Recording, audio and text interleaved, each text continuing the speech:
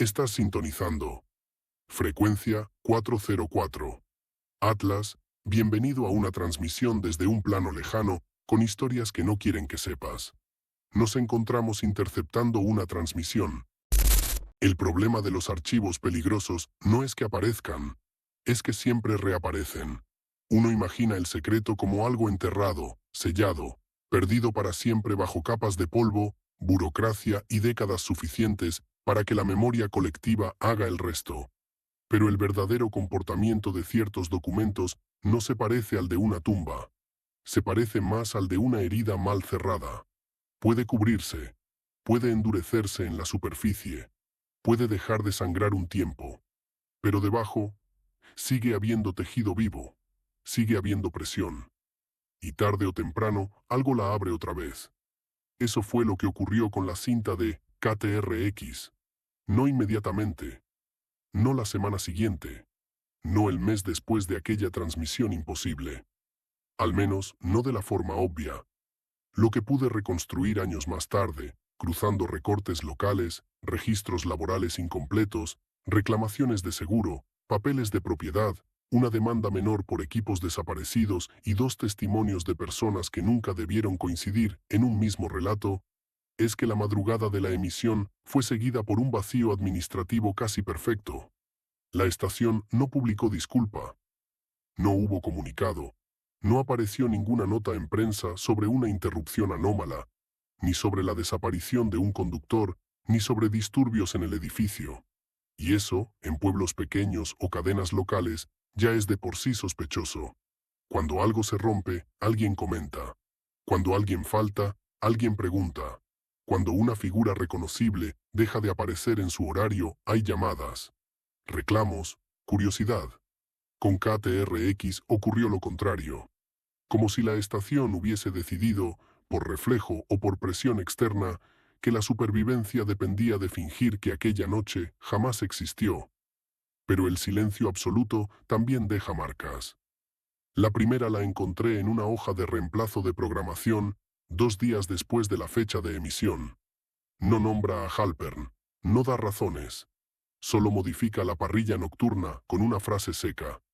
Línea abierta, suspendido hasta nuevo aviso por ajustes técnicos. Debajo, durante las siguientes semanas, la franja aparece ocupada por música instrumental pregrabada y boletines nacionales redistribuidos desde una central afiliada. Ninguna voz local, ningún segmento en vivo, ninguna llamada. Alguien quiso enfriar la frecuencia. Eso, por sí solo, podría atribuirse a un incidente cualquiera. Un problema nervioso del conductor, una falla del equipo, una pelea interna, un cierre temporal del estudio. Nada sobrenatural hace falta para explicarlo. Lo extraño empieza cuando revisas quiénes siguieron trabajando allí después. Los registros son inconsistentes. En la nómina de abril aparecen nombres que no estaban en marzo. En la de mayo faltan nombres que sí figuraban en abril. Las firmas de autorización cambian 3 veces en un mes. La empresa matriz, si es que KTRX tuvo una matriz real y no una administración regional improvisada, desaparece del rastro comercial al año siguiente. La razón social se divide, parte del equipamiento se vende, el inmueble cambia de manos, todo demasiado rápido, todo demasiado limpio. Y en medio de ese desorden hay una ausencia concreta que nadie documenta con claridad. Richard Halpern no vuelve a aparecer. No hay renuncia firmada. No hay finiquito visible. No hay certificado laboral posterior. No hay entrevista en otra estación. No hay multa por abandono de contrato. No hay nota necrológica. No hay funeral público. Solo ausencia. 3 días después de la transmisión, según uno de los testimonios que logré rescatar, un vehículo sin identificación visible estuvo estacionado varias horas fuera del edificio de la radio. No es un gran dato por sí mismo. Estados Unidos está lleno de vehículos anodinos. Pero el testigo, un antiguo repartidor que por entonces llevaba bebidas y hielo a negocios nocturnos del área, recordaba algo con demasiada claridad para haberlo inventado 40 años después. 2 hombres bajaron del auto al amanecer. Ninguno parecía policía. Ninguno parecía personal técnico común. No fumaban. No hablaban entre ellos, entraron con llaves propias o con un acceso que ya estaba preparado. Y cuando salieron, no llevaban cajas grandes ni equipos voluminosos. Llevaban una sola maleta negra, rectangular, de esas que no llaman la atención porque están diseñadas para no llamar la atención. Podría haber sido cualquier cosa: documentos, cintas maestras, respaldos, registros de llamadas, o algo peor, el único resto organizado de lo que quedó en el estudio. No pude probarlo, pero sí encontré una segunda pieza, mucho más inquietante.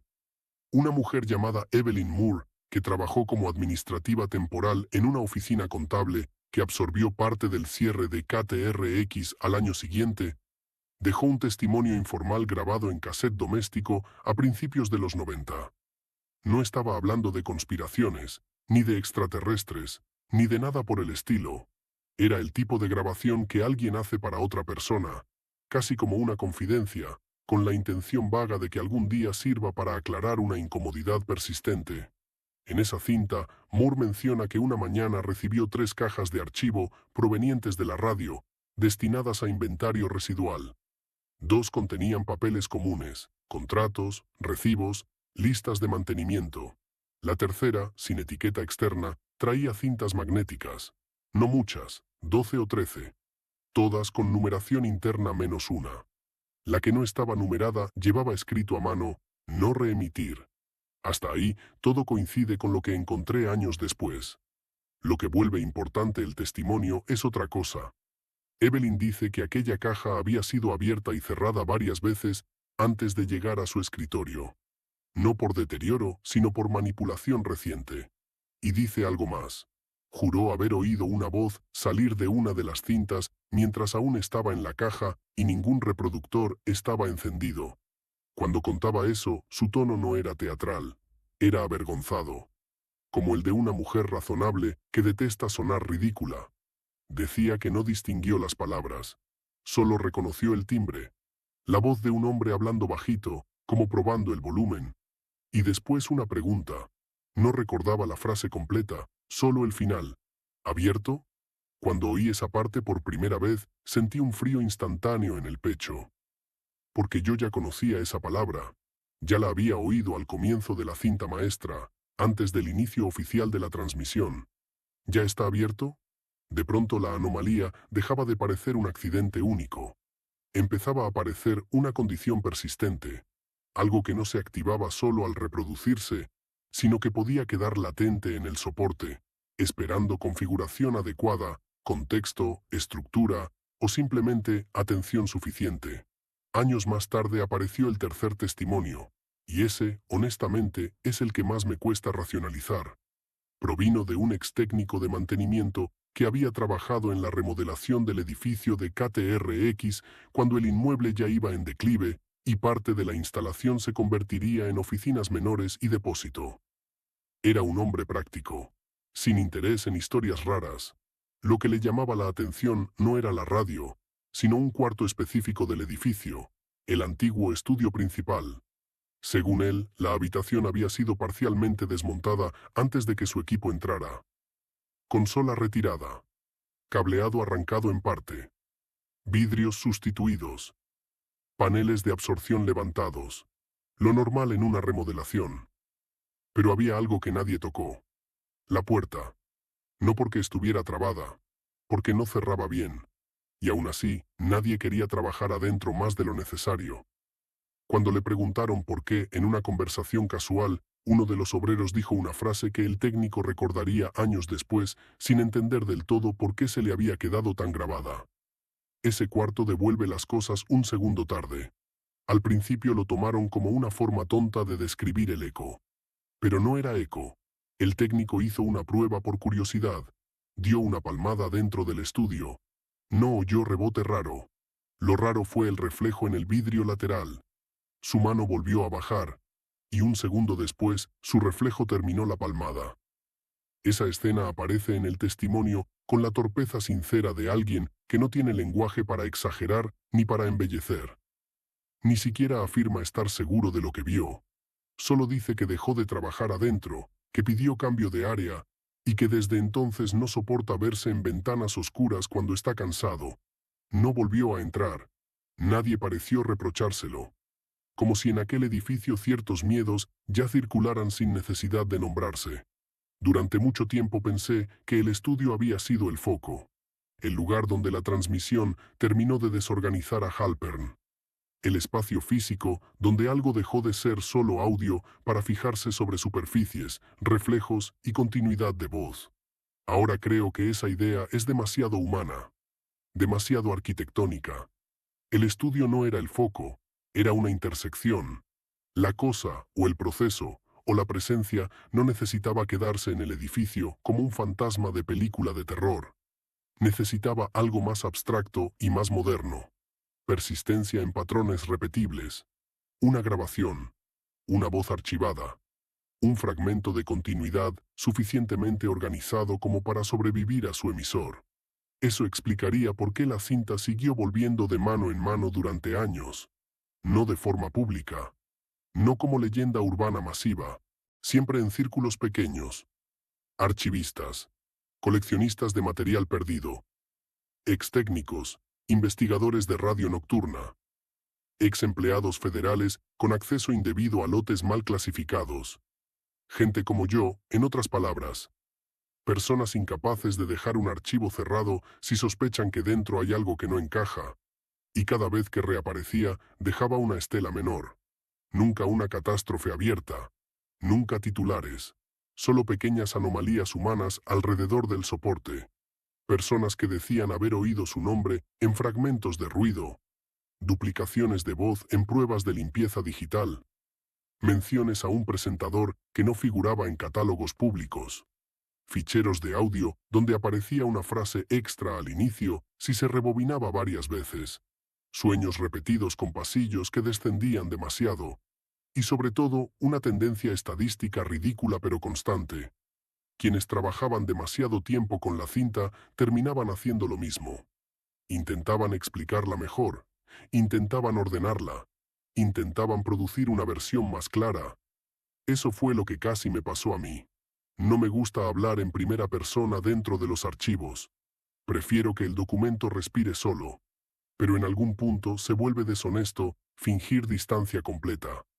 La primera vez que tuve la cinta en mis manos, la traté como cualquier rareza histórica.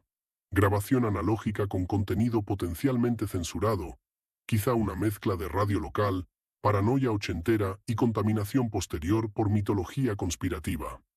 La clase de material perfecto para analizar, restaurar, contextualizar y, en un momento de debilidad profesional, quizá compartir con el círculo correcto. Ese fue mi error. No escucharla. Querer mejorarla. Querer organizarla. El trabajo técnico empezó de forma inocente. Reducción de GIS. Separación de canales. Compresión dinámica inversa. Modelado de ruido. Nada extraño. Pero tras ciertas horas de trabajo, comencé a notar dos cosas que atribuía al agotamiento. La primera, el impulso obsesivo de completar fragmentos. No hablo de simple curiosidad de investigador, hablo de una necesidad casi física de devolverle a la cinta una estructura más limpia, más comprensible, más humana. Como si restaurarla fuera una obligación ética. Como si hubiera alguien del otro lado esperando precisión. La segunda, la aparición de preecos en mi propio material de prueba. Palabras de referencia dichas por mí durante el proceso de calibración que luego aparecían, muy bajas, en pistas donde no deberían estar. Una fracción antes de decirlas. Lo racionalicé. Sangrado de canales, errores de interfaz, cache de software, autosugestión. Hasta que una madrugada, agotado, pronuncié en voz alta una frase estúpida frente a la pantalla. Esto ya está casi limpio. Y desde el monitor de referencia derecho, sin que ningún canal estuviera reproduciendo voz, en ese segundo exacto, salió mi propia voz contestando. Todavía no. Apagué todo. Desconecté el equipo. No dormí esa noche. A la mañana siguiente quise destruir las copias digitales, pero ahí apareció el síntoma más peligroso. La resistencia mental a perder material. No miedo a quedarme sin evidencia. Miedo a dejar la forma incompleta. Como si borrar fuera una traición a algo que ya había empezado a sostenerse en mi trabajo. Fue entonces cuando entendí que Richard Halpern no había hecho una advertencia poética. Había descrito una infección funcional. No sigan mi voz, no la limpien, no la ordenen, no la vuelvan a emitir. No estaba pidiendo superstición, estaba describiendo el mecanismo. El archivo no vive porque alguien lo oiga. Vive mejor cuando alguien intenta terminarlo. Tomé la única decisión razonable. Dejé de restaurarla. Guardé la cinta física dentro de una caja sin catalogar, junto con otros materiales cuya simple existencia ya era incómoda. Eliminé las copias de trabajo más limpias. Conservé solo duplicados degradados, deliberadamente ruidosos, lo suficiente para mantener constancia de hallazgo sin ofrecer una superficie demasiado pulida. Y durante años no volví a tocar nada relacionado con KTRX. Habría sido el final correcto, pero los archivos peligrosos no se conforman con el olvido. Reaparecen. Y reaparecen casi siempre porque alguien comete una confusión muy humana. Cree que saber más lo hará más seguro. En mi caso, la reaparición vino disfrazada de coincidencia. Un lote federal mal reclasificado. Material de radio, vigilancia y cintas de entrenamiento mezclado con grabaciones no identificadas. Entre ellas, una libreta deteriorada con referencias parciales a estaciones del sudoeste. Casi toda ilegible. Pero en una página había una nota escrita con bolígrafo azul, mucho más reciente que el resto.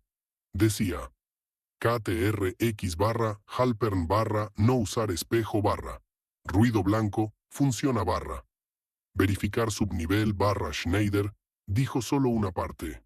Eso cambió todo. Porque significaba que alguien, en algún punto posterior al evento original, no solo había oído la cinta, sino que además la había conectado activamente con otras fuentes. Y peor aún, hablaba de subnivel. No subtexto. No subcanal. Subnivel.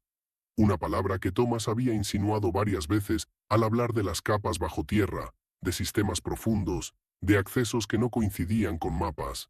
De pronto la historia de la radio dejaba de ser solo un contagio de audio. Volvía a conectarse con el origen físico, algo allí abajo. Algo que quizá nunca dependió de la estación, sino que utilizó la estación como prueba de superficie. Seguí esa pista hasta donde pude. Y como suele ocurrir con estas cosas, cuanto más cerca crees estar del dato sólido, más se disuelve todo en fragmentos. Un reporte de mantenimiento de túneles de servicios cerca del sector industrial. Un mapa municipal con un tramo subterráneo sellado años antes sin razón clara. La compra temporal de generadores extra para una zona de la ciudad donde nunca se reportó corte oficial. Y una declaración de un policía retirado que dijo, después de demasiados whiskies, que una noche de fines de los 80 le ordenaron vigilar una inspección técnica en un edificio de radio mientras otro equipo revisaba un acceso bajo el estacionamiento trasero. No quiso dar detalles. Solo dijo una cosa, mirando el vaso en vez de a mí. Lo que sea que buscaban abajo parecía importarles más que el hombre desaparecido. Eso encajaba demasiado bien. Richard Halpern no sería entonces el centro del operativo posterior. Sería un daño colateral valioso, una muestra del proceso. Quizá incluso una advertencia interna de que la continuidad de forma ya había alcanzado la superficie por medios no previstos. La parte más difícil de contar viene ahora. Porque aquí es donde la historia deja de pertenecer solo al pasado. Hace 3 años, revisando cajas viejas con la intención torpe y absurda de decidir qué conservar y qué destruir, encontré el contenedor donde había dejado la cinta. Seguía cerrado, seguía donde la recordaba. Pero no estaba exactamente como la había guardado. La etiqueta había cambiado. No por mano visible, no con tinta fresca ni con mensaje grandilocuente. Solo por una mínima alteración en la escritura. Donde antes decía no reemitir, ahora parecía decir no reemitir / todavía.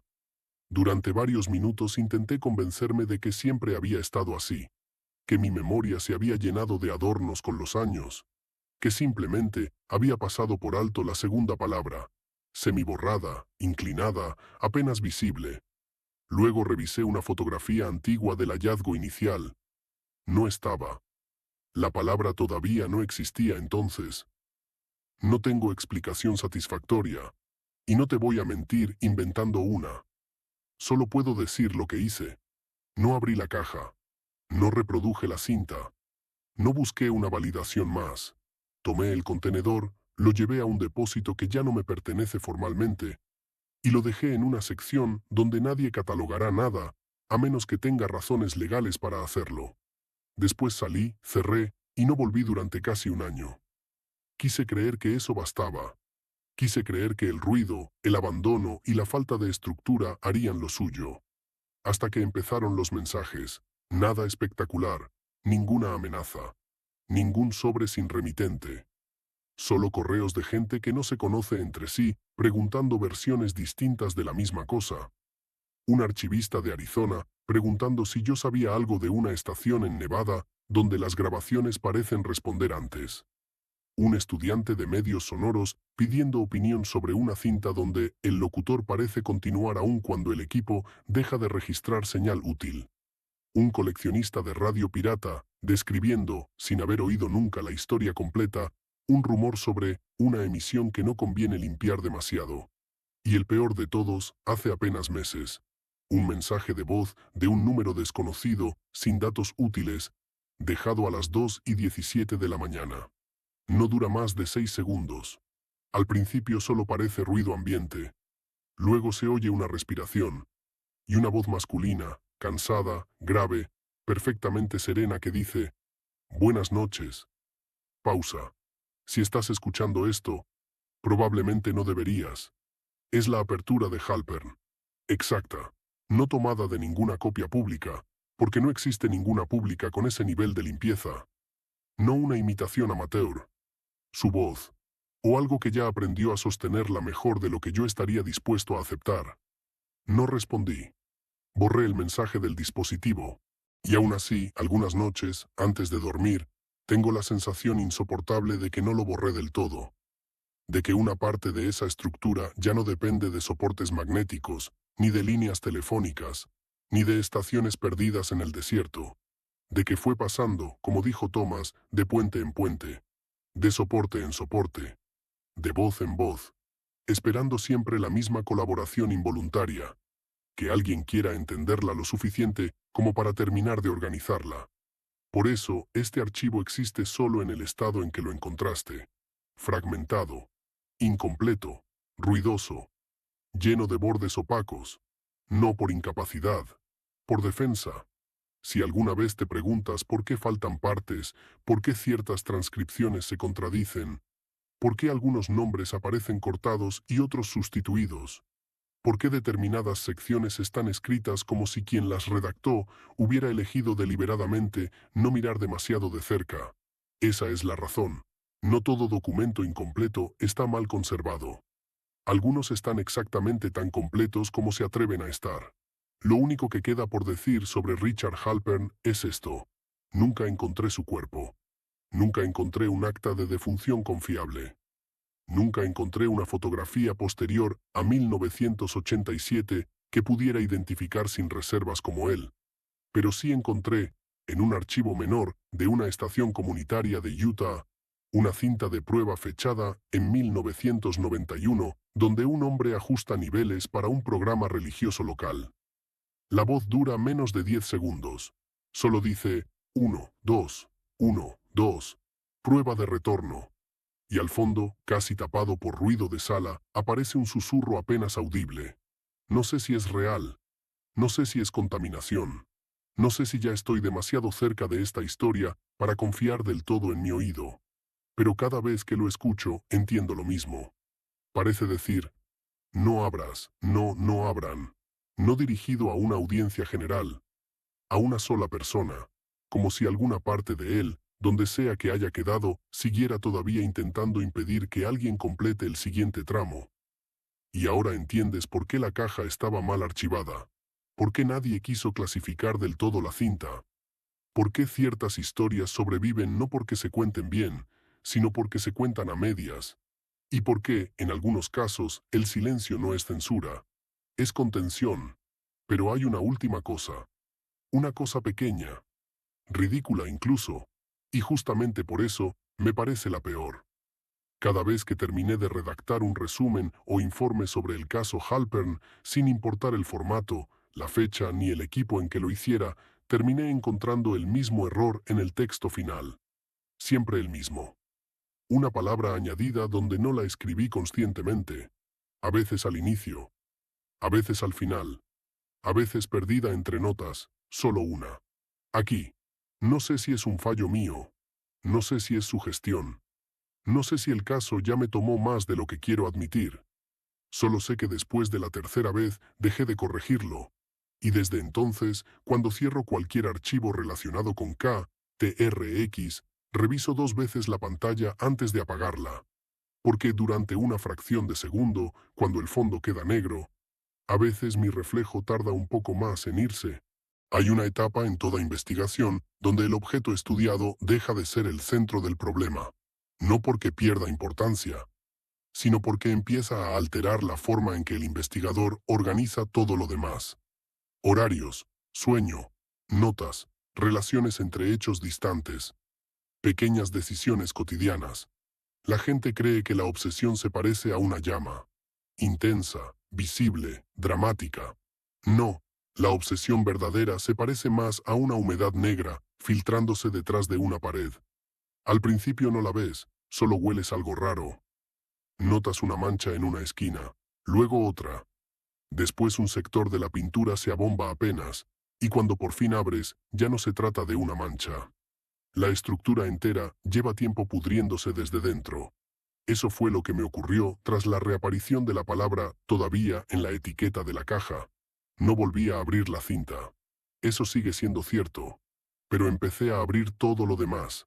Mapas, registros de propiedad, informes de mantenimiento urbano, contratos energéticos, lotes industriales, archivos técnicos olvidados, cualquier cosa que pudiera rozar, aunque fuera de forma indirecta, la zona donde había operado KTRX en 1987.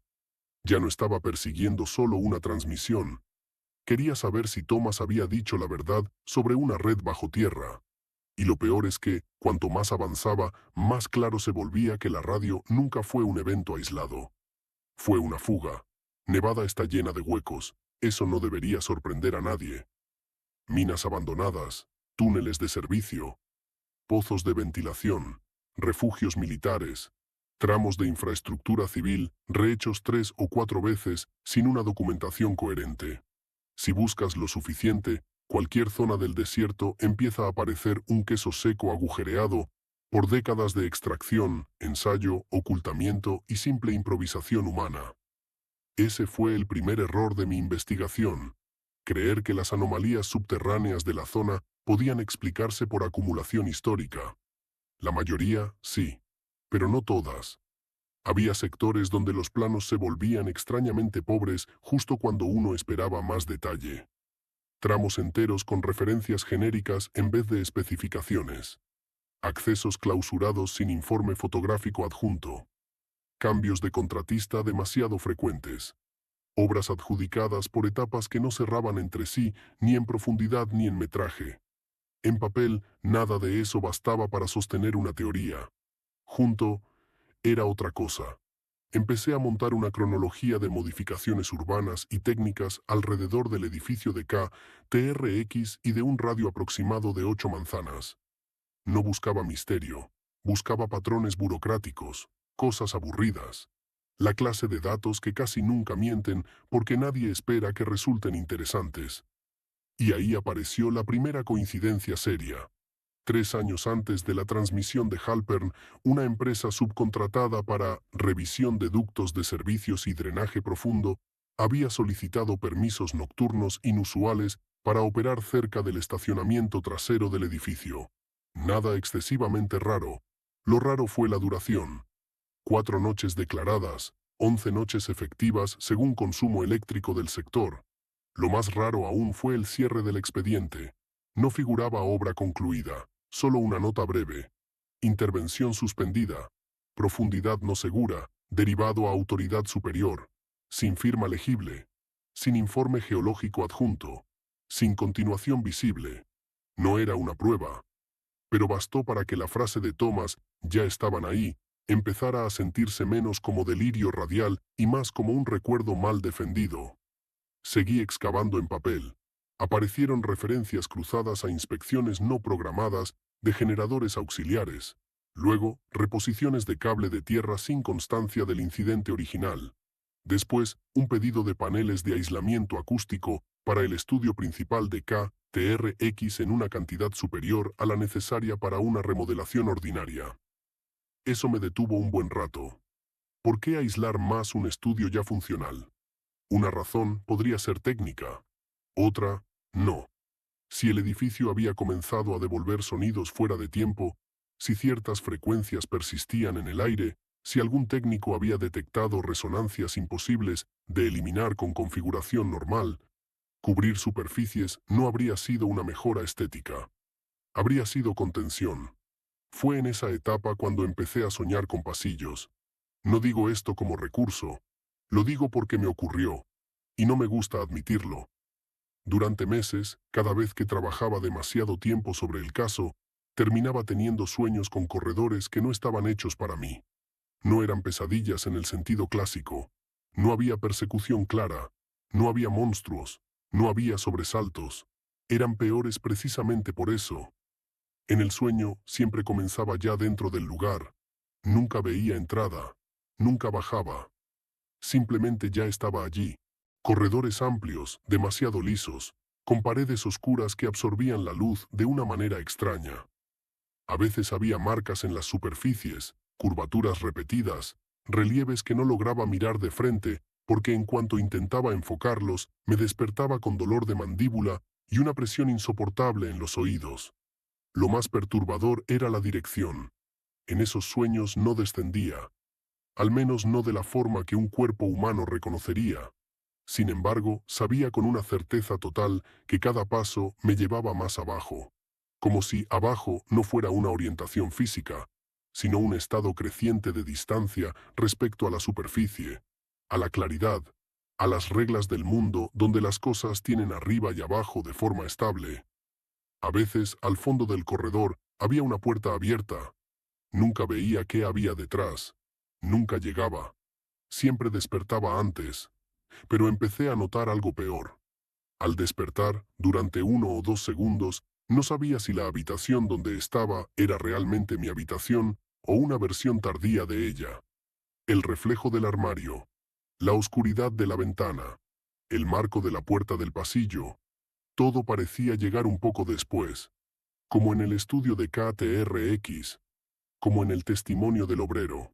Como si la historia, a fuerza de estudiarla, estuviera empezando a reproducir su sintaxis alrededor de mí.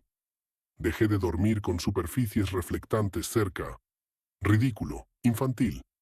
Pero lo hice igual. Aún así seguí. Porque hay una parte de la mente que, una vez infectada por cierta clase de patrón, no puede renunciar a la idea de encontrar el punto exacto en que todo comenzó. Y yo todavía quería saber una cosa: si la transmisión de Halpern había sido el primer contacto visible, o solo la primera fuga registrada. Esa diferencia importa. Si fue lo primero, entonces el caso era una anomalía trágica, contenida a un episodio brutal. Si fue una fuga tardía, entonces significaba que llevaban tiempo probando la superficie antes de aquella noche. Encontré un indicio en un lugar absurdo. No en archivos militares, no en expedientes federales. En Radio Aficionada, un coleccionista privado, de esos hombres meticulosos que guardan cintas de emisiones nocturnas por razones que combinan nostalgia, manía y amor por los sistemas obsoletos, me permitió revisar una serie de grabaciones del sudoeste entre 1984 y 1988. Buscaba interferencias raras relacionadas con pruebas atmosféricas, estaciones pirata y fenómenos de propagación troposférica. Yo le hablé de KTRX sin darle demasiados detalles. Solo pedí si había captaciones de señales extrañas en la franja nocturna. Pasamos horas escuchando basura normal, desvanecimientos, música deformada, locutores mal sintonizados, ruido atmosférico. Y entonces apareció. No KTRX. Algo anterior, una estación de baja potencia en Arizona. 1985, segmento religioso de madrugada.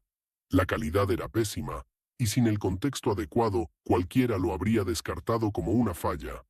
El predicador hablaba sobre visiones, desierto y tentación. Todo bastante ordinario dentro del género. Pero en cierto momento, al mencionar la frase «hay cosas enterradas que no deben ser despertadas», la señal registra un retorno imposible. No un eco. Una repetición débil, apenas por debajo de la voz original, diciendo la misma frase, con una palabra distinta. Que no deben ser abiertas. La escuchamos 3 veces. El coleccionista dijo que probablemente era mezcla accidental de otra portadora. Yo asentí. No discutí. Pero ya sabía que no era eso, porque el patrón era idéntico. No copiar sonido, ajustar estructura, tomar una frase humana y corregirla hacia una forma funcional. En ese instante, entendí que KTRX no fue la primera fuga. Fue el primer caso donde la fuga consiguió suficiente estabilidad como para hablar de vuelta. Cuanto más claro se volvía eso, más empecé a pensar en Snyder, no en el personaje público completo, ni en la maraña de afirmaciones imposibles que se acumuló a su alrededor con los años. Pensé en él como Thomas parecía pensarlo, no como fuente limpia de verdad, sino como alguien que había visto algo real y luego lo mezcló, deformó o amplificó hasta volverse casi imposible de usar. Eso ocurre más de lo que la gente cree. Los testigos de experiencias extremas rara vez entregan versiones ordenadas, entregan ruinas, y a veces precisamente por eso los descartan demasiado rápido. Busqué entonces no si Schneider tenía razón, sino qué fragmento de su historia encajaba funcionalmente con KTRX.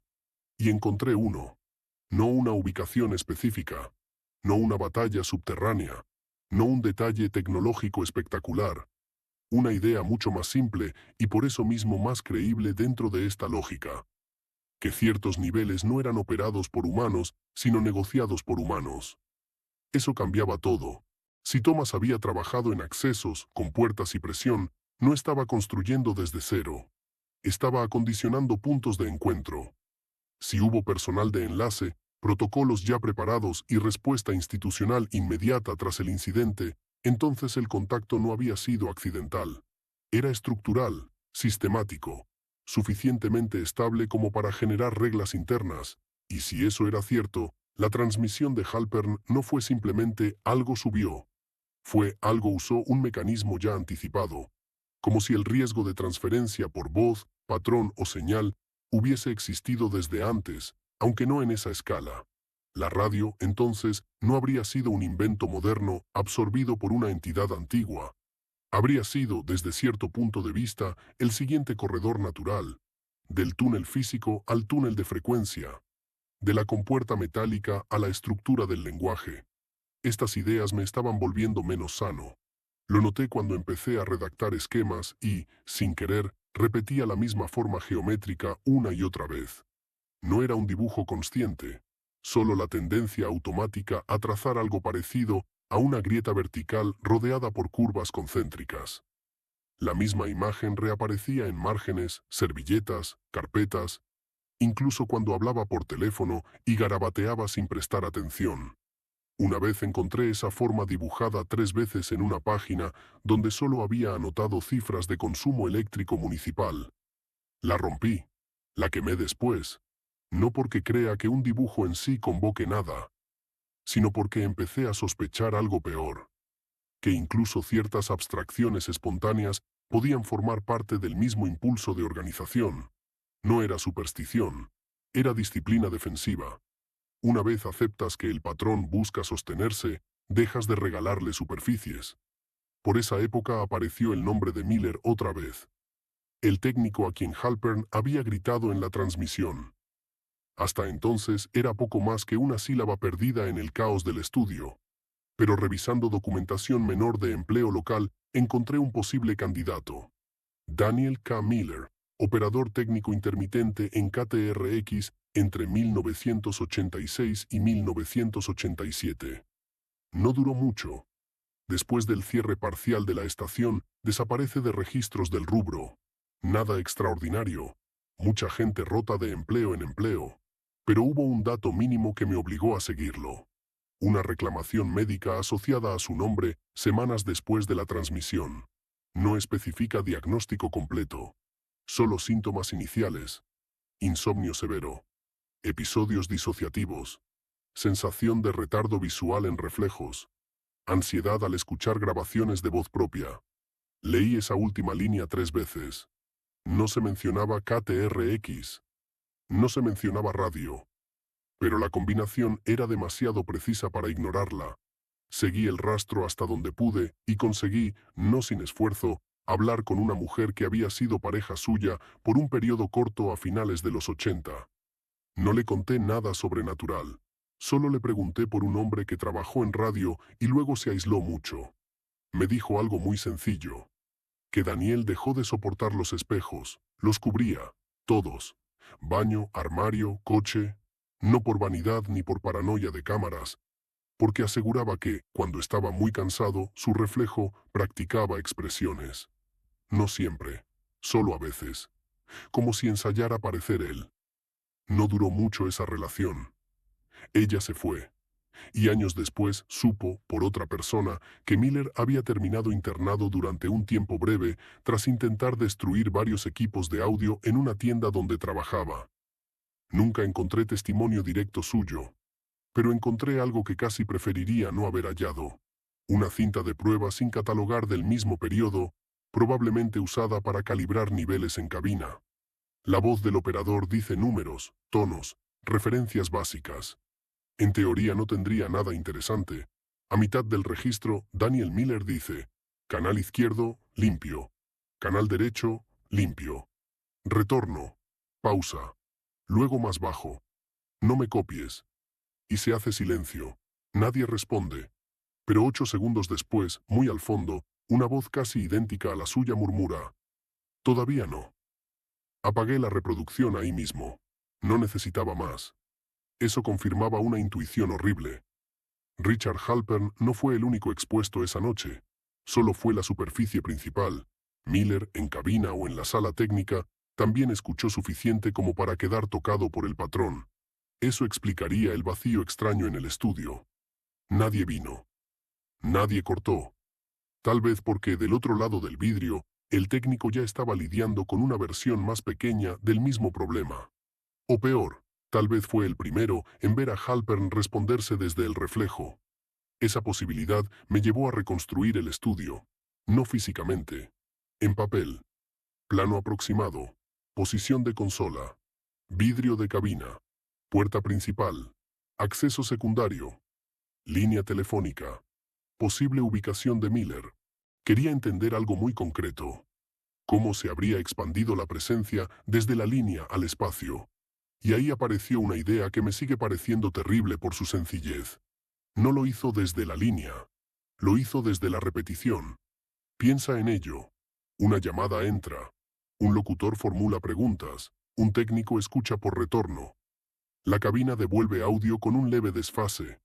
El vidrio ofrece reflejos. El magnetófono de respaldo registra todo. Tal vez otra línea auxiliar monitorea. Múltiples superficies sosteniendo la misma estructura con retrasos mínimos. Un ecosistema ideal para una inteligencia cuya primera fase consiste en aprender por aproximación. No un canal único, un campo de copias. La radio, en ese sentido, habría sido perfecta.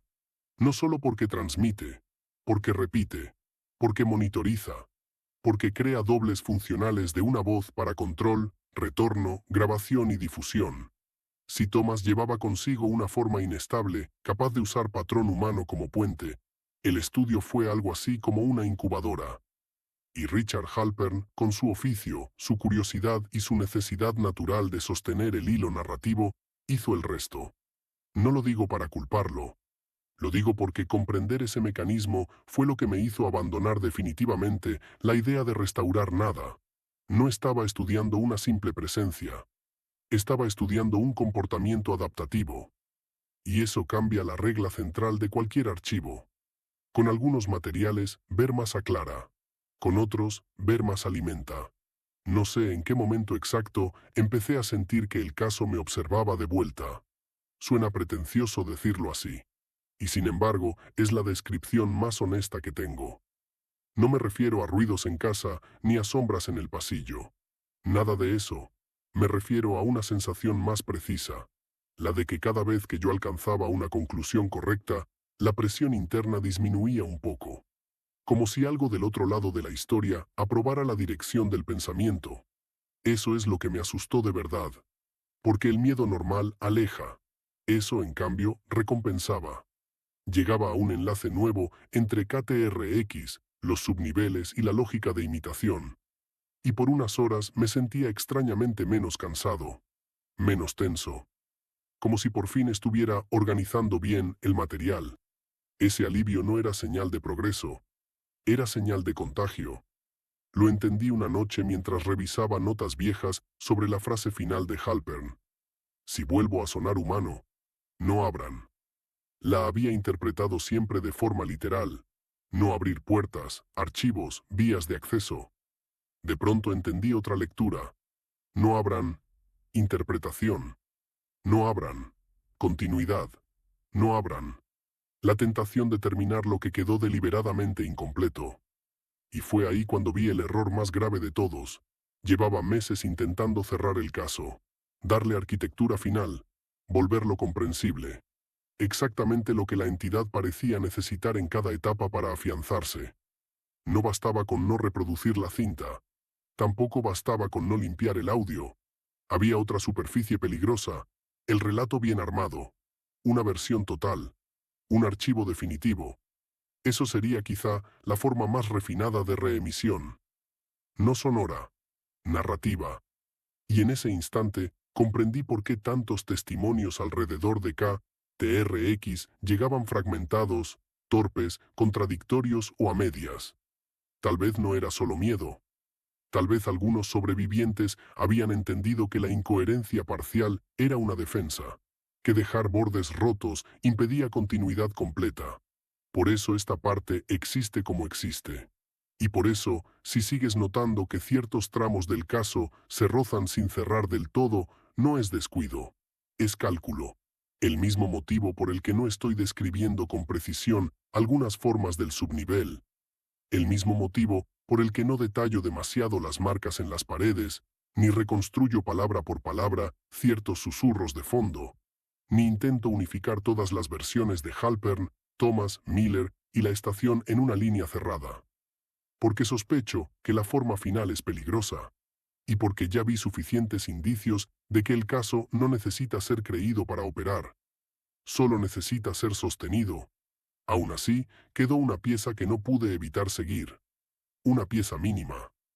En un plano técnico tardío del sector aparecía una referencia irregular, casi borrada, cerca de la parte trasera del edificio de KTRX. No era un túnel marcado con claridad. Era peor.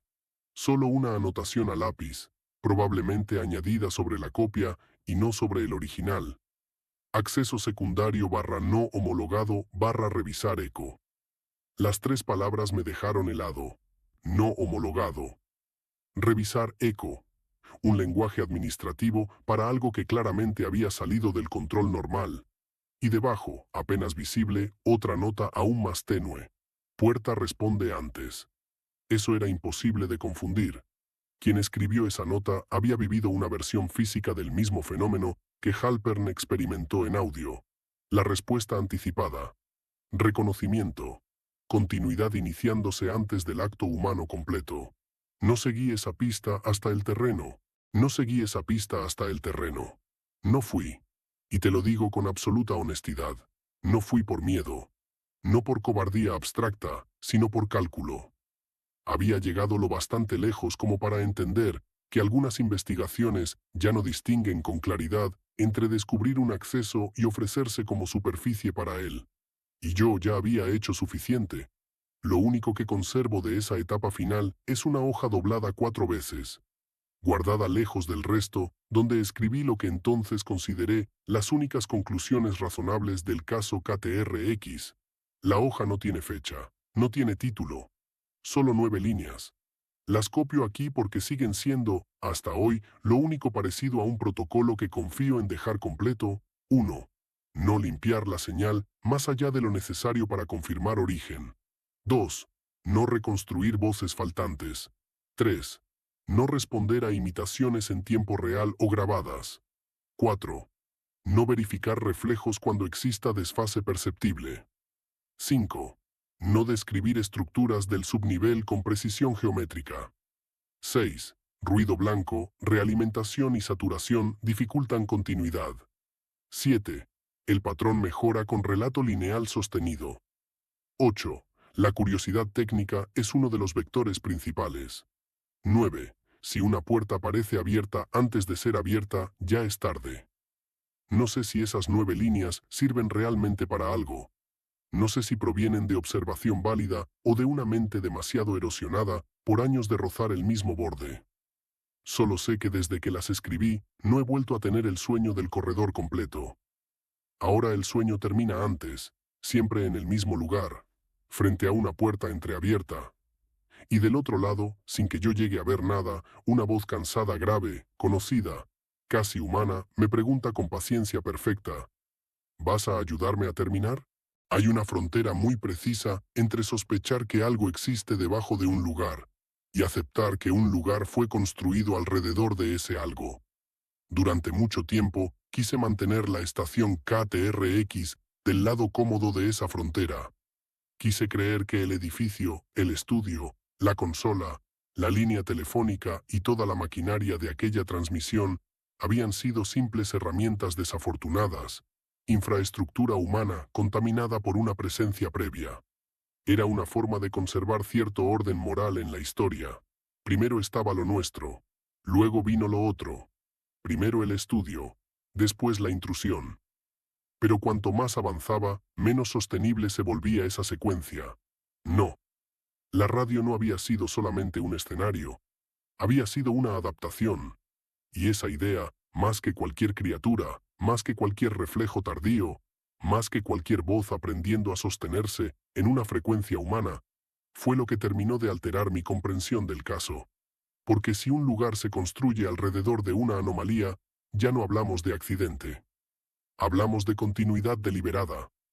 Volví una última vez a los planos del sector, no al edificio solamente, a todo el bloque: calle, acometidas, drenaje, línea de energía, servidumbres técnicas, ductos antiguos, registros municipales de uso de suelo, modificaciones menores, ampliaciones nunca completadas. Lo que buscaba ya no era un túnel directo ni una compuerta oculta con luces rojas y personal armado. Buscaba otra cosa: inconsistencias de diseño que revelaran acomodación progresiva. Y aparecieron. No de forma espectacular. Más bien con esa clase de evidencia que enloquece a cualquier investigador porque es demasiado pequeña para ser definitiva y demasiado persistente para ser casual. El terreno bajo KTRX había sido reforzado 2 veces más de lo normal para una estructura de ese tamaño. El sistema de cableado del estudio principal tenía derivaciones innecesarias en una fase temprana del proyecto, luego canceladas en versiones posteriores del plano. La disposición del cuarto técnico cambiaba de una copia a otra sin razón funcional visible, pero siempre conservando una misma orientación respecto al sector trasero del lote. Y lo peor, el edificio original no era el edificio original. Antes de KTRX había habido otra instalación menor en esa misma parcela. No una estación de radio, un depósito técnico, sin uso público claro, muy poca documentación. Demasiado poco para lo normal. Lo primero que pensé fue en un almacén temporal cualquiera, una estructura previa absorbida por el desarrollo posterior. Pero al revisar impuestos, licencias y el historial de consumo, encontré una rareza imposible de ignorar. Para un depósito sin operación visible sostenida, el lugar consumía más electricidad nocturna de la esperable durante ciertos periodos puntuales. No todas las noches. No de forma constante. Solo por bloques. Ventanas de actividad concentrada, como si allí se encendiera algo pesado o delicado, en horarios donde menos testigos habría. Eso ocurría ya antes de que la radio existiera. La estación entonces no inauguró el uso raro del lugar. Solo lo refinó. No podía seguir sin una hipótesis más brutal, así que la formulé aunque no me gustara. El punto importante no era el estudio, el punto importante era el subsuelo. Y la radio fue montada encima porque ofrecía una ventaja única. Una infraestructura legal, continua, normalizada, diseñada para enviar y recibir patrones de voz. Dicho de otro modo, si abajo había algo aprendiendo por aproximación, arriba construyeron exactamente el tipo de máquina que mejor podía alimentarlo sin parecer una anomalía. Esa idea me dejó enfermo varios días. No por espectacular, por administrativa. Siempre pensamos el horror como algo ceremonial, prohibido, visible en su maldad. Pero la historia real de las peores decisiones humanas suele verse mucho más gris. Formularios, contratistas, subniveles, presupuestos, ampliaciones, cambios de uso de suelo. Una serie de personas que no necesitan entender el cuadro completo para ayudar a montarlo. Si alguien, en algún momento, comprendió que la frecuencia, el retorno de audio, los desfases, los ecos controlados y la repetición técnica podían servir como extensión de lo que ya ocurría abajo, no haría falta una sociedad secreta de película. Bastarían equipos separados, mandos fragmentados y suficiente compartimentación para que cada uno creyera estar resolviendo un problema local. Ingeniería, aislamiento, monitoreo, pruebas de señal. Eso explicaría algo que me había inquietado desde el principio. ¿Por qué la respuesta institucional posterior pareció más orientada a contener el soporte que a recuperar a las personas? Porque las personas no eran el activo principal. La continuidad sí. Llegué a esa conclusión por el camino más desagradable posible. Una noche, revisando documentación secundaria del sector industrial, encontré referencia a una inspección acústica no catalogada del área trasera del lote, realizada pocos meses antes de la transmisión de Halpern. El reporte formal estaba incompleto. Le faltaban páginas. Pero una hoja sobrevivía.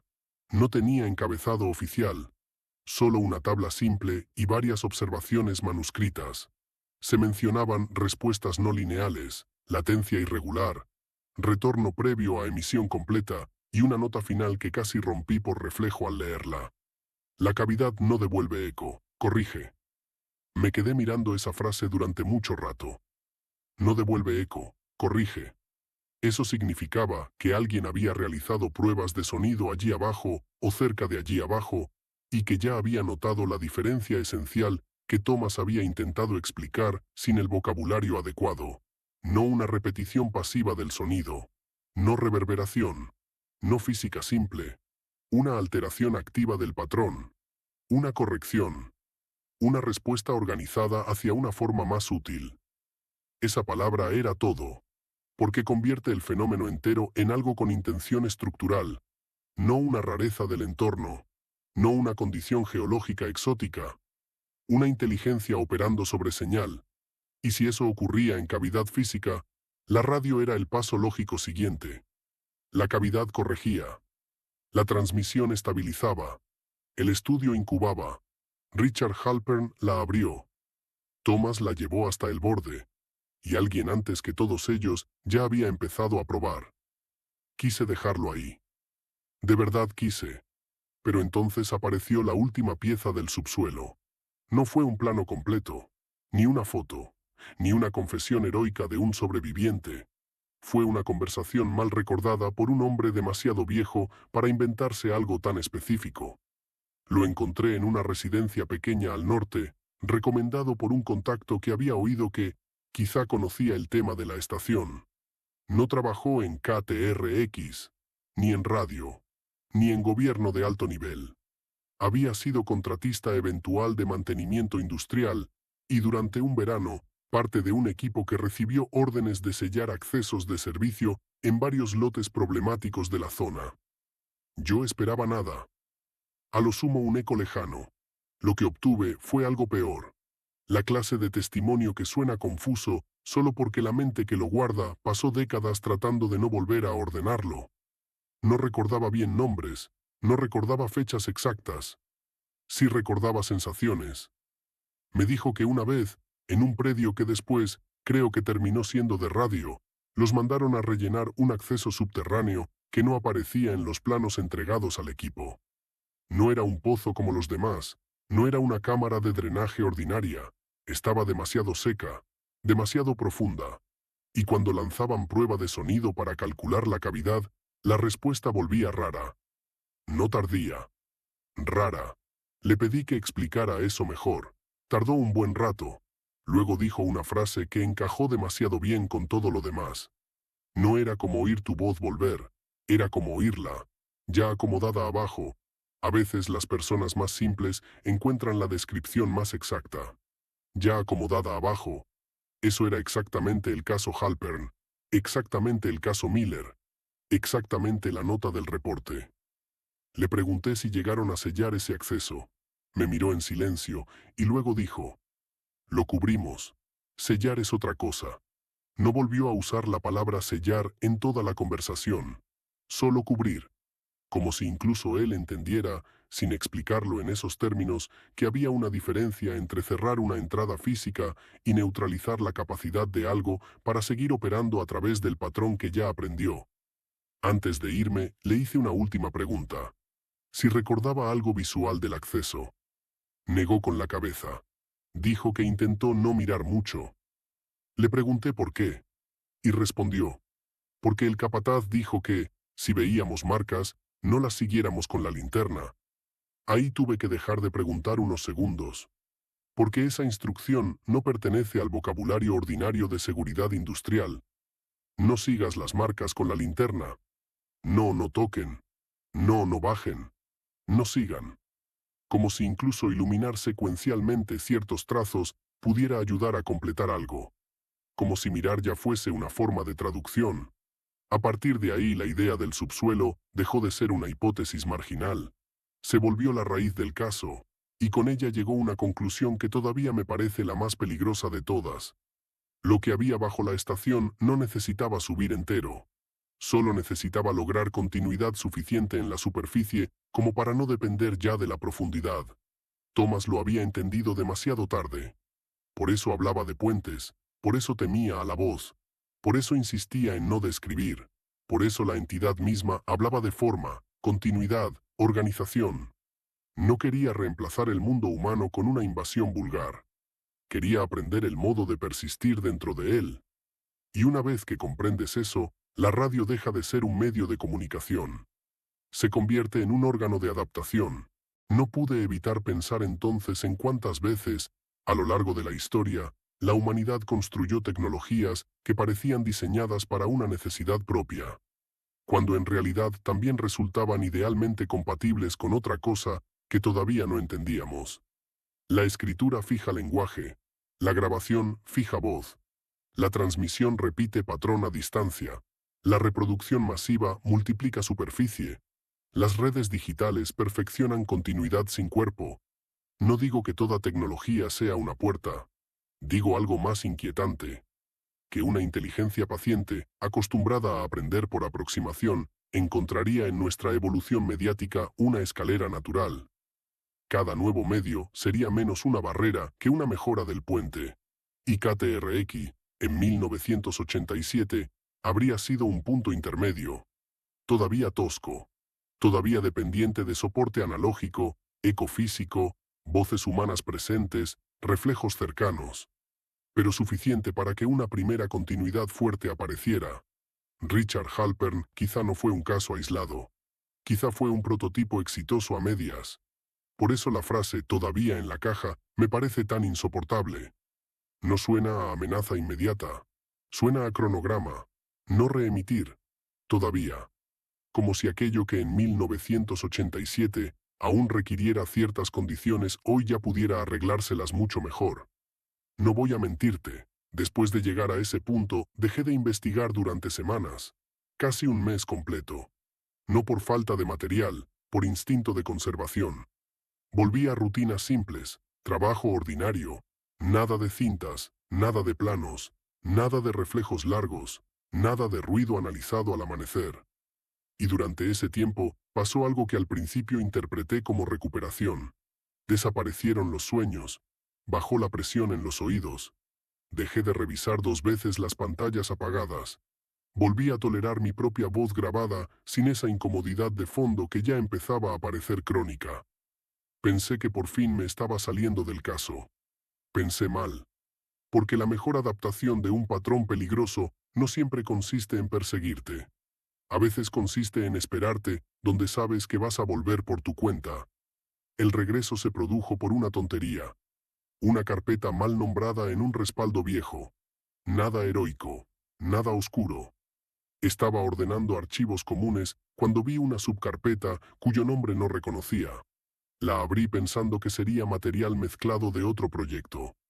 Dentro había 3 documentos de texto, vacíos, en teoría, sin contenido visible al abrirlos, pero el primero tenía un peso superior a lo esperable. Le di a mostrar caracteres invisibles. Nada. Lo pasé a texto plano. Nada. Y aún así, en la previsualización lateral del sistema, durante una fracción de segundo antes de quedar en blanco, apareció una sola línea. No entera, solo una parte. Ideal Bridge. Ideal Bridge. Puente ideal. En inglés. Yo jamás había escrito esa frase en ninguno de mis apuntes sobre KTRX. La carpeta tampoco tenía fecha coherente. El sistema la registraba como modificada varias veces en momentos donde yo no había usado ese equipo. Podría ser corrupción, podría ser basura residual, podría ser un artefacto de caché. Lo racional sería detenerse ahí. Pero no pude. Abrí el segundo archivo. Vacío también. Nada visible. En la vista previa, esta vez, 2 palabras. Voice holds. Abrí el tercero. La misma nada blanca. La misma sensación de que el sistema cargaba algo y luego lo retiraba. Y entonces, antes de quedar completamente vacío, la frase, Not radio only. No solo radio. Tuve que sentarme. No porque creyera inmediatamente en una manifestación sobrenatural informática. Ni siquiera ahora puedo afirmar que lo fuera. Pero aquellas 3 frases, juntas, condensaban exactamente la conclusión a la que yo había llegado en silencio durante semanas. Puente ideal. La voz sostiene. No solo radio. Como si el caso hubiera alcanzado el mismo punto de organización dentro del material digital sin que yo le concediera una copia limpia. Como si bastara con años de notas, conexiones y bordes suficientemente alineados para que la forma empezara a persistir también en otra parte. No borré esos archivos, y todavía no sé si eso fue prudencia o cobardía. Los comprimí dentro de un contenedor sin índice visible, y lo enterré dentro de respaldos que nadie revisa salvo yo, o salvo algo más que ya aprendió a moverse mejor entre estructuras. Todo eso me llevó a una última interpretación de Halpern, no la del locutor víctima, no la del hombre que abrió una puerta por curiosidad profesional. Otra, más triste, más útil. Richard Halpern fue el primero que entendió el problema en tiempo real. Demasiado tarde sí, pero lo entendió.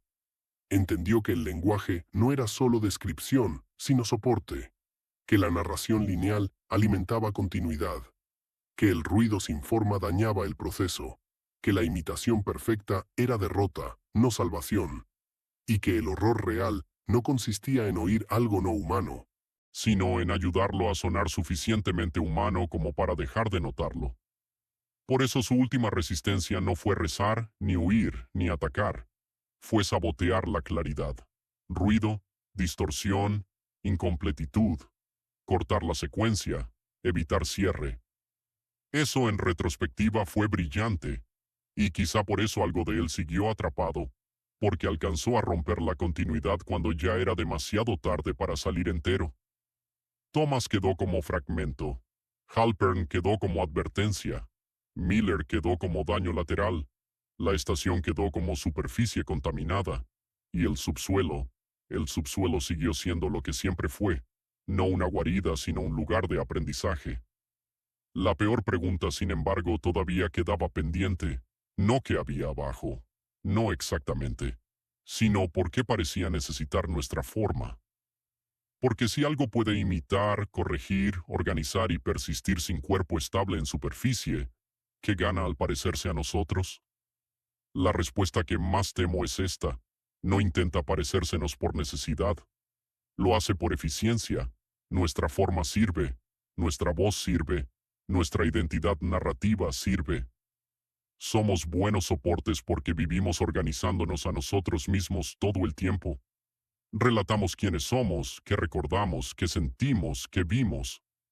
Reforzamos continuidad interna cada vez que contamos una historia, respondemos nuestro nombre, reconocemos nuestro reflejo, corregimos una voz conocida que suena un poco rara.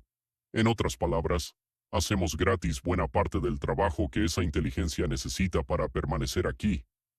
Por eso no entra como tormenta, entra como ajuste, como corrección leve, como un desfase casi imperceptible, como una voz que todavía no da miedo suficiente para cortar la línea.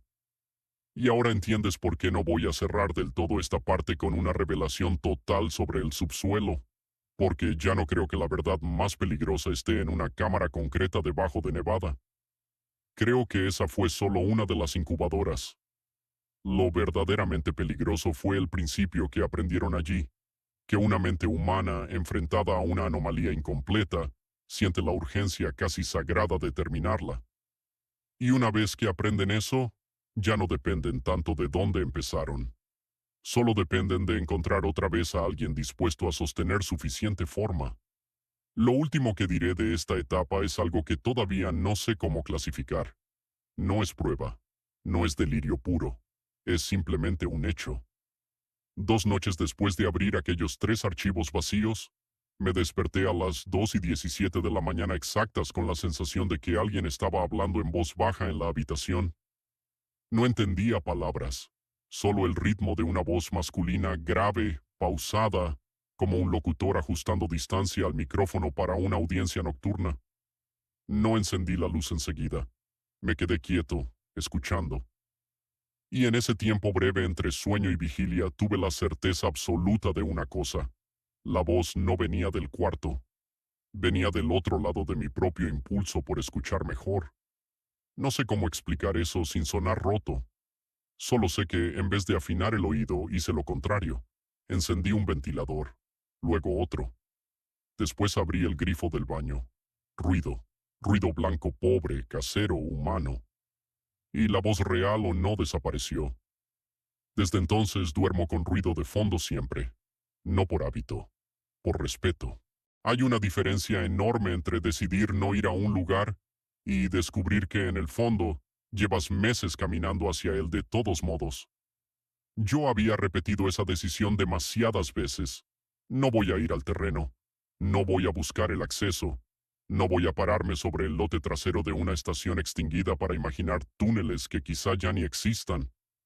Lo decía con convicción suficiente para creerme durante unos días.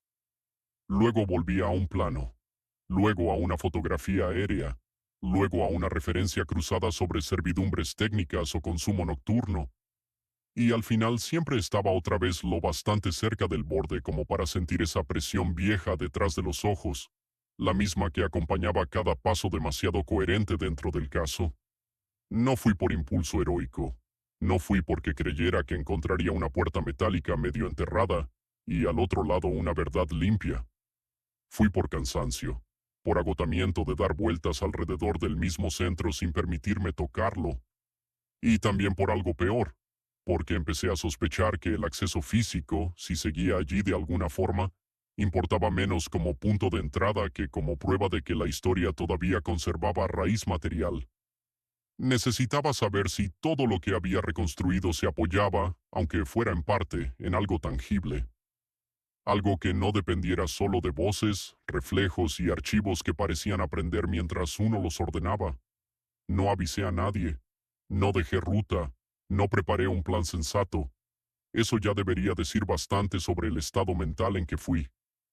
Solo llevé una linterna pequeña, un grabador que no pensaba usar salvo necesidad extrema, una copia impresa de un plano tardío del sector, y por una mezcla de ironía y superstición técnica, una radio portátil vieja que apenas captaba bien. Fui al atardecer. No porque creyera en la noche como amplificador de lo extraño. Precisamente al revés. Quería llegar con luz suficiente para no depender de la imaginación más de la cuenta, pero lo bastante tarde para evitar miradas curiosas en una zona semi-muerta, donde cualquier presencia ajena resalta demasiado durante el día. El antiguo edificio de KTRX ya no era una estación, ni siquiera era del todo un edificio útil. Parte del lote había sido absorbido por usos logísticos menores. Otra parte estaba cerrada con rejas nuevas sobre cimientos viejos. Lo que quedaba del volumen original apenas conservaba la forma de sus años de radio. Se notaban ampliaciones mal integradas, muros reemplazados, ventanas anuladas, entradas que ya no daban a donde antes debían dar. Como si el lugar hubiera seguido mutando por capas sin que nadie se molestara demasiado en hacerlo elegante. Había algo que me incomodó apenas lo vi. No era raro en sí, solo una sensación de orientación equivocada. Desde la calle, la parte trasera del lote parecía demasiado profunda respecto a la huella que yo había calculado en planos y fotografías. No sobrenaturalmente profunda, solo lo justo para activar esa alarma absurda que uno suele reprimir, la sospecha de que las proporciones del lugar ya no cuadran del todo con la memoria que construiste en papel. Lo racional es fácil. Errores de escala, ampliaciones, percepción. Y sin embargo seguí caminando con esa idea metida bajo la piel. El lote parecía sostener más fondo del que debía. No tardé en encontrar la zona que me interesaba, no el acceso. La parte del terreno donde varias referencias cruzadas coincidían. Intervención suspendida, inspección acústica, servidumbre rara, trabajos de relleno, consumo eléctrico no explicado. A simple vista no había nada especial.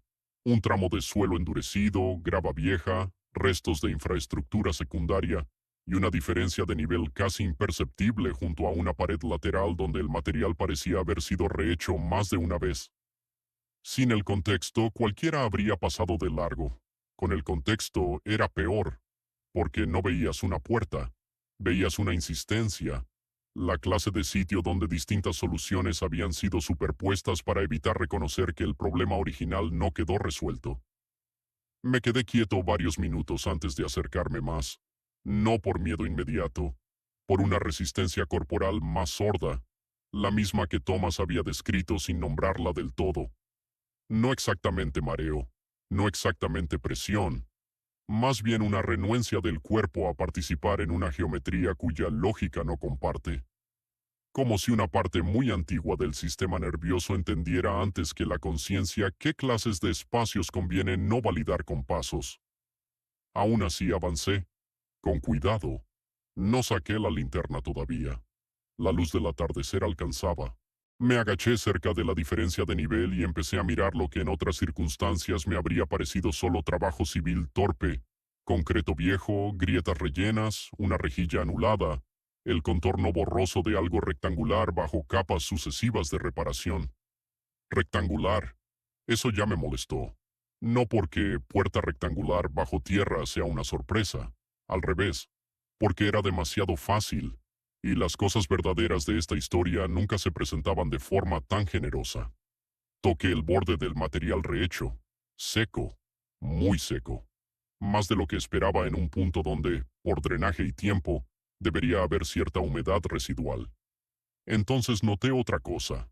Debajo del viento leve del exterior y del ruido distante de carretera había una vibración mínima. No un sonido claro, no una máquina cercana. Una especie de continuidad grave apenas perceptible en la palma apoyada sobre el material, como la memoria de una resonancia que no terminaba de morir. Aparté la mano de inmediato, no porque el contacto quemara ni nada parecido, porque sentí algo mucho peor, una inclinación instantánea a seguir el contorno con los dedos. No una curiosidad visual, un impulso táctil, como si el borde quisiera completarse en mi mente a través de la mano. Me puse de pie enseguida. Respiré, miré alrededor, avergonzado incluso estando solo. Era ridículo, pero ya sabía distinguir, al menos un poco, entre investigar y empezar a ceder estructura. Saqué la radio portátil antes que la linterna. No esperaba gran cosa de ella. Solo quería comprobar si en las cercanías del punto aparecía alguna interferencia anormal. La encendí y empecé a mover el dial despacio. Entraron señales normales. Música lejana, un presentador deportivo, fragmentos de estática limpia entre estaciones. Luego, al pasar por una frecuencia donde debería haber solo ruido, Apareció algo, muy bajo, una voz, no inteligible al inicio, solo el ritmo, masculina, pausada, demasiado grave para ser un problema simple de mezcla. Me quedé helado, no porque la reconociera enseguida, porque el tono era casi insoportablemente familiar sin que yo pudiera fijar de quién. Subí apenas el volumen. La voz seguía allí, pero no lograba sostener palabras completas. Era como captar solo el esqueleto de una locución, la estructura previa del habla, un patrón que intentaba estabilizarse y no terminaba de hacerlo. Entonces el ruido de fondo cambió, un chasquido leve, y por un instante, clarísimo, una frase. No uses la luz. Se cortó enseguida. No la reconocí como Halpern, tampoco como Thomas, y justamente por eso me afectó más. Era una tercera voz posible, o una mezcla, o algo que había mejorado. Miré la radio como si pudiera aclararme algo. Ridículo otra vez. El aparato no tenía nada especial. Seguí moviendo el dial por puro reflejo, pero la señal ya se había hundido en el gis. Apagué la radio. No quería seguir intentando. No porque temiera oír más de una manera cinematográfica, porque sabía, ya demasiado bien, que intentar estabilizar una voz incompleta forma parte exacta del mecanismo que te mete más adentro. Y aún así saqué la linterna. Todavía no sé si eso fue terquedad, necesidad de verificar o simple incapacidad de irme cuando estaba por fin tan cerca de un punto material del caso. No la encendí de inmediato. Me agaché otra vez. Miré el contorno casi invisible bajo la reparación múltiple. Y entonces vi las marcas. No, claramente. No como símbolos bien conservados esperando catalogación. Eran insinuaciones, diferencias de relieve, curvaturas mínimas donde el material más nuevo se había asentado de forma desigual sobre lo viejo. Lo bastante para que la mente empezara a unirlas por su cuenta si uno se quedaba demasiado tiempo mirándolas. Recordé de golpe al contratista viejo. No sigas las marcas con la eran insinuaciones, diferencias de relieve, curvaturas mínimas donde el material más nuevo se había asentado de forma desigual sobre lo viejo. Lo bastante para que la mente empezara a unirlas por su cuenta si uno se quedaba demasiado tiempo mirándolas. Recordé de golpe al contratista viejo. No sigas las marcas con la linterna. Y entendí por qué. La luz dirigida no solo revela, secuencia, convierte detalles dispersos en una lectura. Eso es exactamente lo que no debía hacer. Me incorporé, decidido al fin a no encender la linterna ahí. Iba a dar un paso atrás cuando oí algo bajo mis pies. No un golpe, no un crujido de suelo. Mi propio peso había cambiado de apoyo y, durante esa mínima transferencia, el terreno devolvió un sonido corto, profundo, demasiado limpio, como una cavidad bajo una superficie sólida. El cuerpo lo entendió antes que la mente. Retrocedí 2 pasos, quedé quieto, esperé. No pasó nada visible, pero la certeza ya estaba allí. Había espacio abajo, no un tubo pequeño, no un drenaje simple, espacio. Y justo entonces, desde muy cerca, tan cerca que al principio creí que venía de la radio apagada en mi mano, se oyó una voz susurrando, «No describas, se me heló todo, no corrí, eso es lo peor». Y entonces, desde el aparato, entre la estática, con mi propia voz, salió una frase perfecta. «Todavía no te vayas». No grité, no pensé. Apagué la radio y la lancé lejos. No me importa admitirlo, fue un acto animal. La vi golpear la grava y quedar ladeada, y aún apagada, o tal vez solo en mi cabeza, o tal vez desde otro lado que ya no dependía del aparato. Seguí oyendo durante 1 o 2 segundos el final de esa frase repitiéndose más bajo.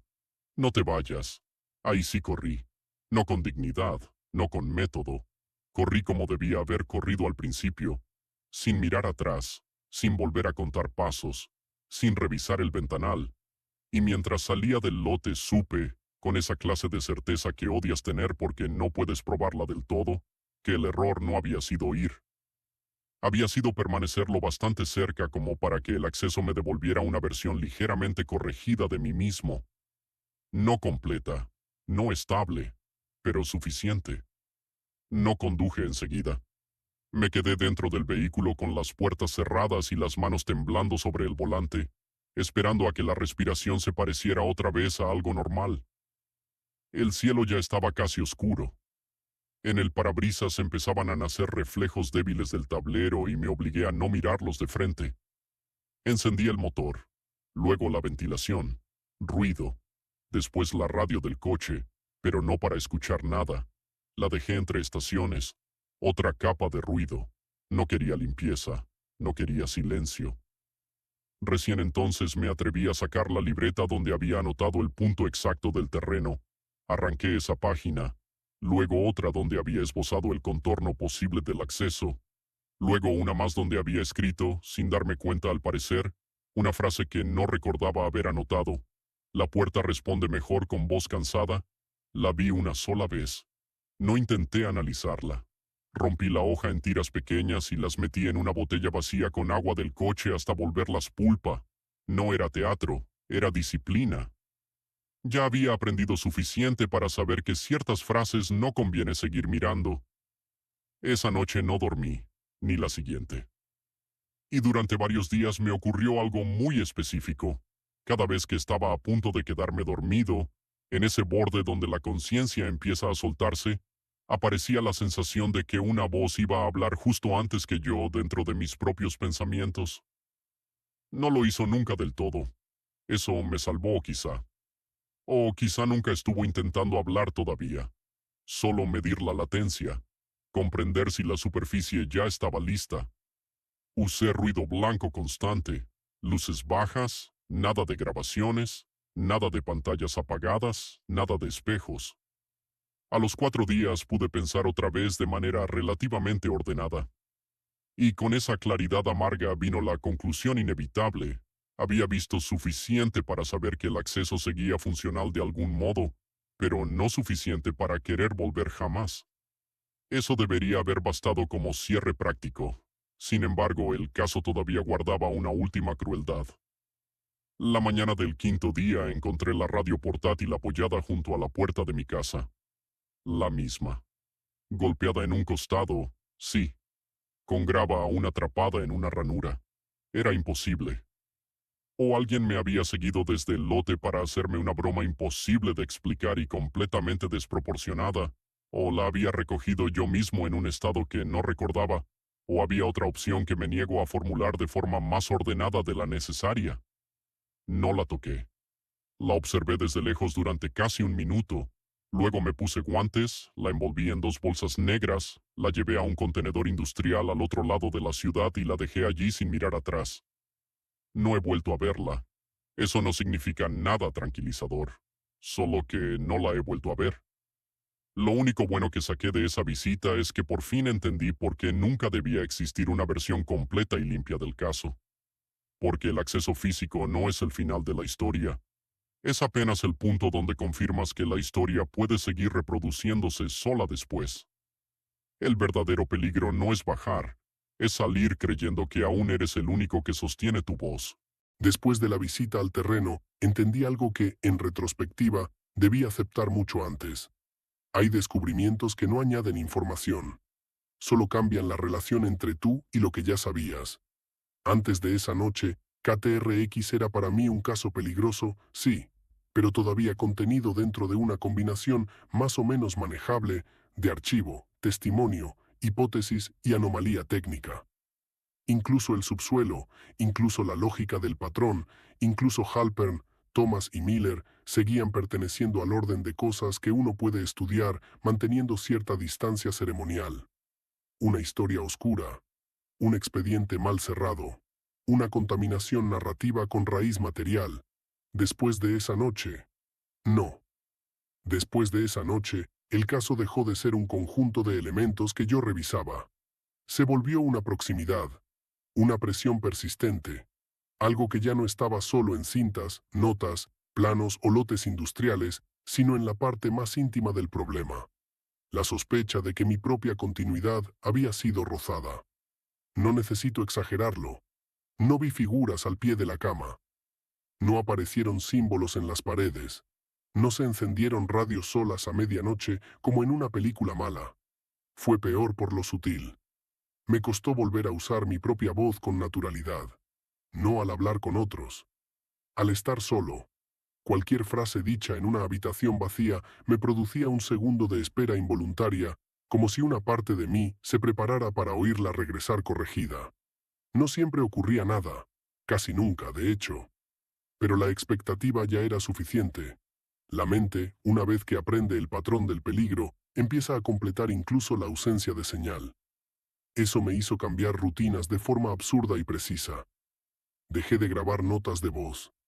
Dejé de revisar audios enviados por desconocidos. Dejé de hablar en voz alta mientras trabajaba, cosa que antes hacía sin darme cuenta. Incluso al teléfono comencé a usar respuestas cortas, evitando repeticiones innecesarias de nombres propios o frases completas. No porque creyera racionalmente que cada sílaba abría un portal, sino porque ya había entendido demasiado bien que el problema nunca fue la teatralidad del sonido. Fue la estabilidad de la forma. Cuanto más consistente, más útil. Cuanto más humana, más peligrosa. La primera semana después de la visita apenas dormí. La segunda empecé a dormir mal, que es distinto. La diferencia entre no dormir y dormir mal es importante. Cuando no duermes, el cuerpo se revela con una claridad brutal. Todo es cansancio directo, obvio, indisfrazable. En cambio, dormir mal deja espacio para algo mucho más insidioso. Zonas enteras de la noche donde la mente sigue trabajando sin que el resto de ti consiga aislarla del todo. En esas noches no soñaba con el corredor. Eso me llamó la atención enseguida. Tampoco con Halpern, ni con Thomas, ni con el lote, ni con el acceso rehecho bajo la grava. Soñaba con estudios de radio vacíos, no siempre el mismo. A veces un control pequeño con paneles de madera gastada. A veces una cabina más moderna, sin vidrio visible. A veces solo una mesa, un micrófono y una luz roja encendida en la oscuridad. Nunca había nadie al principio, solo el cuarto ya preparado. Siempre con la sensación de que la transmisión había empezado unos segundos antes de mi llegada. Y en cada uno de esos sueños ocurría lo mismo. Yo sabía que no debía acercarme al micrófono, pero al mismo tiempo sabía que algo muy importante dependía de decir una frase específica. Nunca recordaba cuál. Solo la sensación de que si lograba pronunciarla con exactitud, se cerraría algo que llevaba demasiado tiempo abierto. Eso era, por supuesto, la trampa perfecta. La urgencia de completar. La necesidad de encontrar la forma final correcta. Despertaba siempre antes de hablar. Gracias a algo más fuerte que yo, supongo. O gracias a que el miedo todavía conservaba suficiente autoridad dentro del cuerpo. Intenté apartarme del caso por completo. Ordené otros materiales. Me forcé a trabajar con temas vulgares, administrativos, sin profundidad simbólica alguna. Archivos de propiedad, correspondencia comercial, inventarios comunes. Todo lo que no pudiera devolverme ni una sola vez la sensación de estar siendo leído de vuelta. Funcionó durante un tiempo breve. Luego empezaron las llamadas mudas. No muchas. 3 en 2 semanas. A horas distintas, aunque curiosamente siempre dentro de ventanas nocturnas.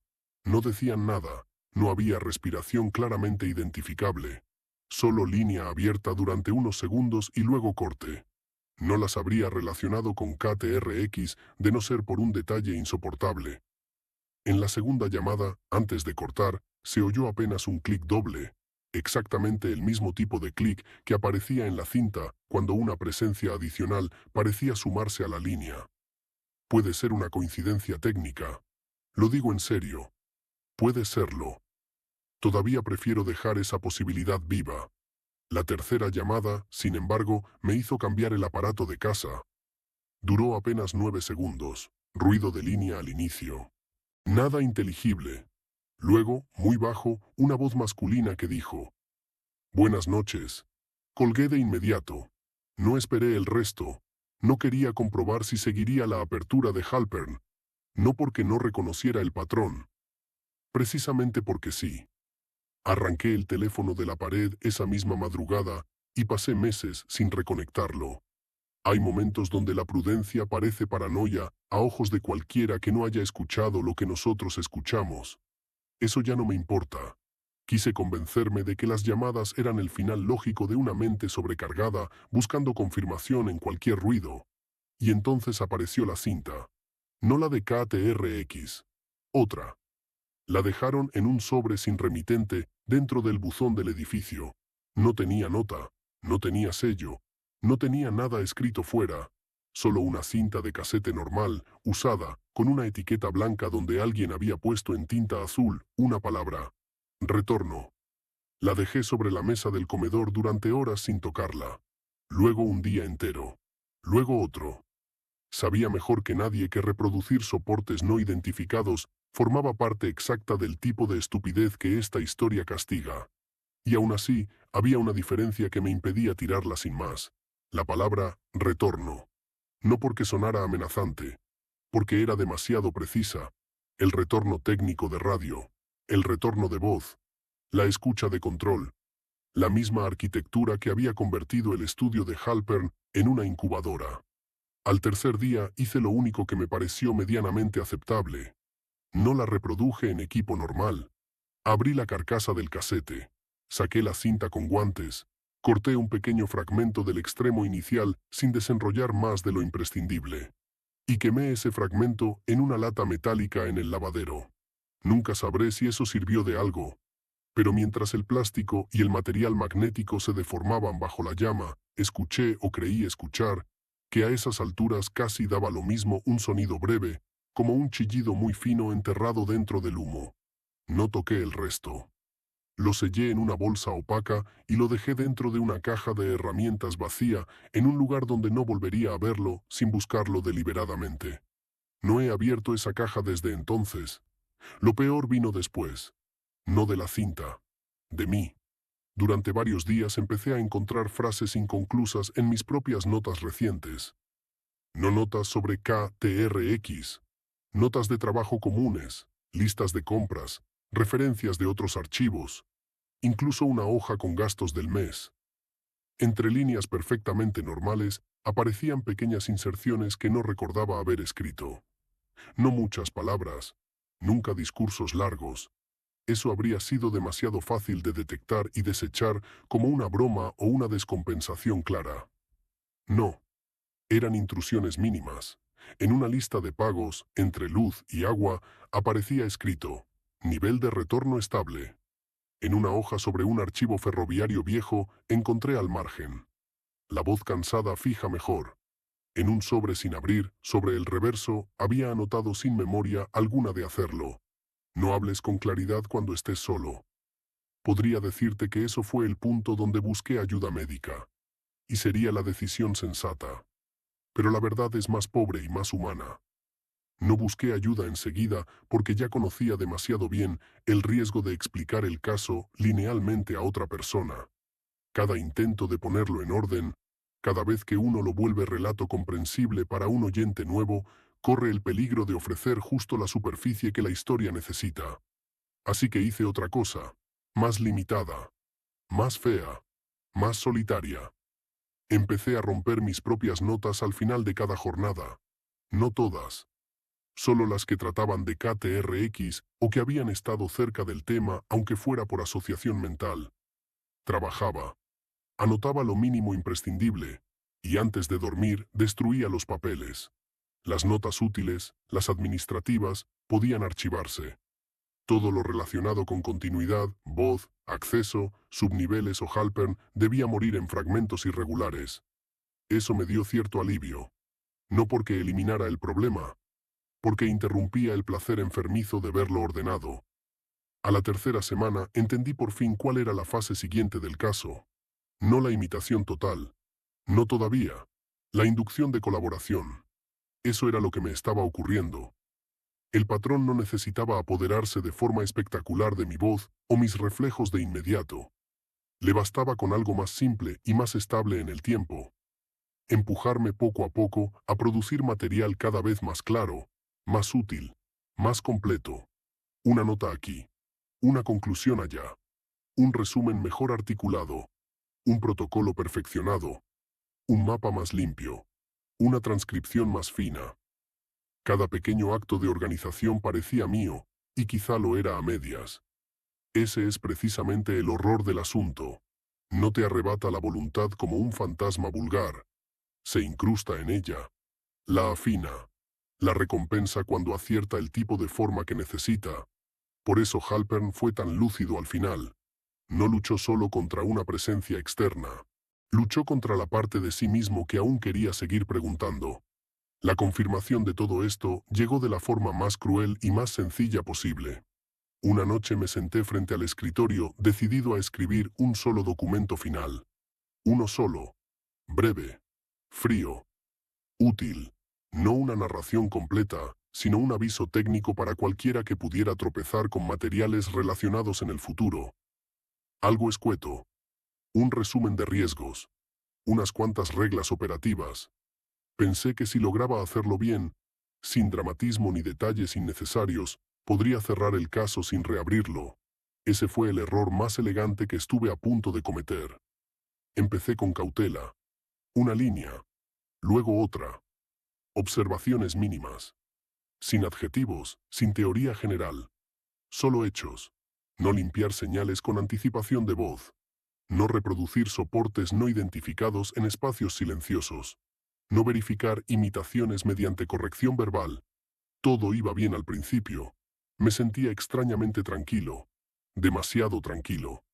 Y entonces noté algo atroz. El texto se estaba volviendo mejor de lo que yo podía explicar en ese nivel de cansancio. No más largo, mejor. Más preciso. Más claro. Más estructurado. Como si una parte de mí conociera ya el orden ideal de advertencias.